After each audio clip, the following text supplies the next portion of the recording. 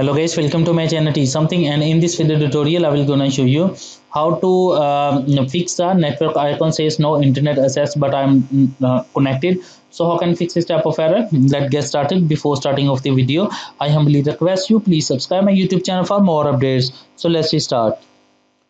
Okay guys, the first method is that first of all in the search box type a registry editor. So open a registry editor, right click run as administrator privileges. After opening that, select a H key local machine and expand it. Select a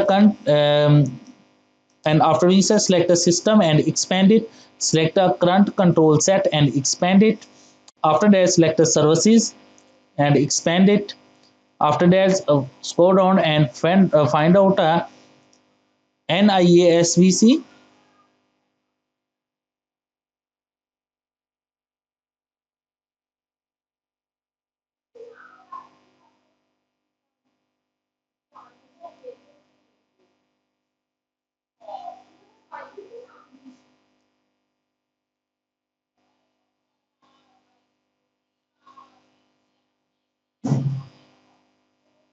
Now here is the NIASVC. So select it and expand it. Select the parameters and expand it.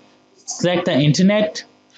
After doing this, at opening the unable active probing and make sure it's a set a value data is 1. So after that, click on OK button and close the registry editor.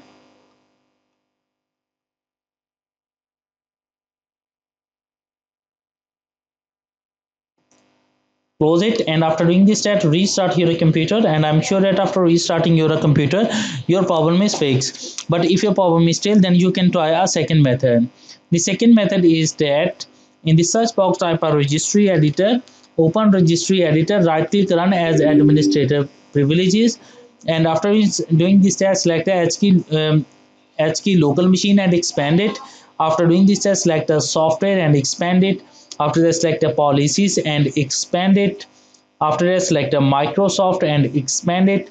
After doing this test, select the Windows and expand it. Scroll down and find out a network connectivity status indicator. Select it and right click on new. Select the DWORD 32-bit value and set a name is disable passive positive polling. Open it and set a value data is 0 and OK. Right click on new. Select a DWORD 32-bit value and set a name is no active pros. Open it and set a value data is 0. After doing this, close it